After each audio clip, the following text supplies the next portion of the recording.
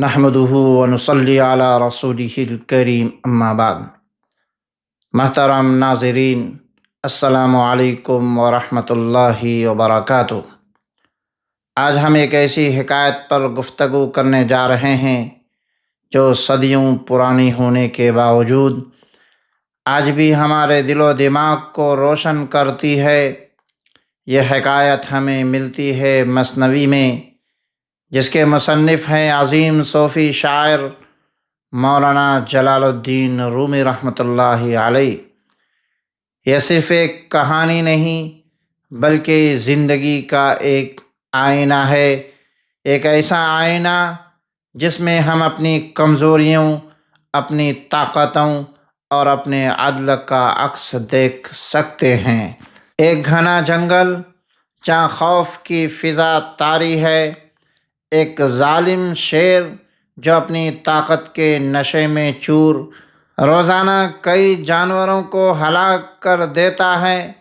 بے بس جانور اپنی بقا کے لیے ایک معاہدہ کرتے ہیں کہ روزانہ ایک جانور خود شیر کے پاس جائے گا تاکہ باقی بچ سکیں۔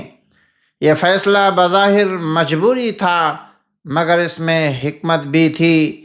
پھر ایک دن ایک ننھا سا خرگوش اس قربانی کے لیے منتخب ہوتا ہے، لیکن یہ خرگوش عام نہیں تھا۔ یہ جسم میں چھوٹا مگر عقل میں بڑا تھا۔ وہ جان بوجھ کر دیر سے شیر کے پاس پہنچتا ہے۔ شیر غصے سے آگ بگولا ہو جاتا ہے، اتنی دیر کیوں؟ خرگوش نہایت سکون سے جواب دیتا ہے، حضور، میں تو وقت پر آ رہا تھا، مگر راستے میں ایک اور شیر نے مجھے روک لیا۔ وہ کہتا تھا کہ وہی اس جنگل کا اصل بادشاہ ہے۔ یہ سننا تھا، شیر کا غرور بھڑک اٹھا۔ وہ چلایا، مجھے فوراً اس کے پاس لے چلو۔ خرگوش اسے ایک کنویں کے پاس لے گیا۔ شیر نے جھانک کر دیکھا، اسے اپنا ہی عکس نظر آیا۔ غرور، غصہ اور اندھا پن تینوں نے مل کر اس کی عقل چھین لی۔ وہ بغیر سوچے سمجھے کنویں میں کود گیا اور ہمیشہ کے لیے ختم ہو گیا۔ یہ واقعہ ہمیں کئی گہرے سبق دیتا ہے۔ عقل طاقت سے بڑی ہے۔ خرگوش کمزور تھا مگر اس نے اپنی عقل کا استعمال کیا۔ آج کی دنیا میں بھی صرف جسمانی یا ملی طاقت کافی نہیں، اصل طاقت ذہانت، حکمت اور تدبر ہے۔ غرور انسان کو اندھا کر دیتا ہے۔ شیر اپنی طاقت پر اتنا مغرور تھا کہ وہ حقیقت کو پہچان نہ سکا۔ ہم میں سے کتنے لوگ ایسے ہیں جو اپنی انا کی وجہ سے سچ کو نظر انداز کر دیتے ہیں۔ مشکل وقت میں گھبرانا نہیں، سوچنا چاہیے۔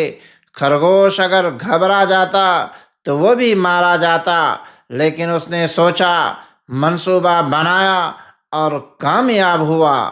آج کے دور میں اس حکمت کی اہمیت یہ ہے کہ یہ کہانی صرف جنگل کی نہیں، یہ ہمارے معاشرے کی کہانی ہے۔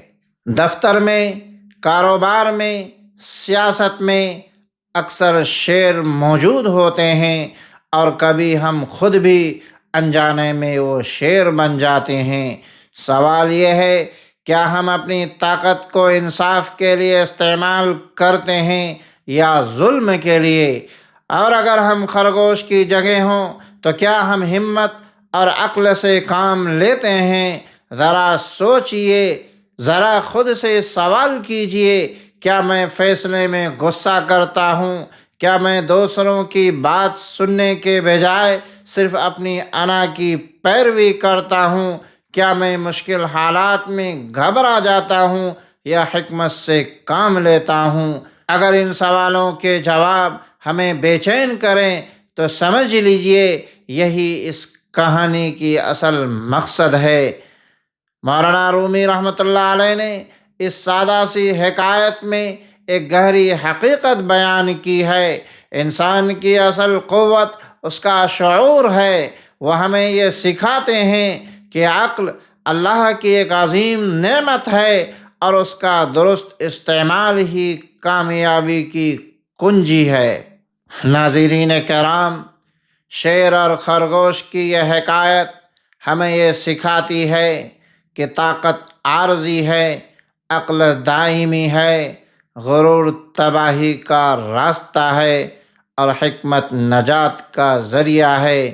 آئیے عہد کریں ہم اپنی زندگی میں عاجزی اختیار کریں گے، عقل سے فیصلے کریں گے اور دوسروں کے لیے آسانی کا سبب بنیں گے۔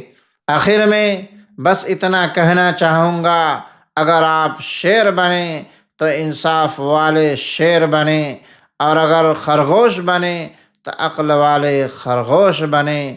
اللہ ہمیں سمجھ عطا فرمائے، آمین۔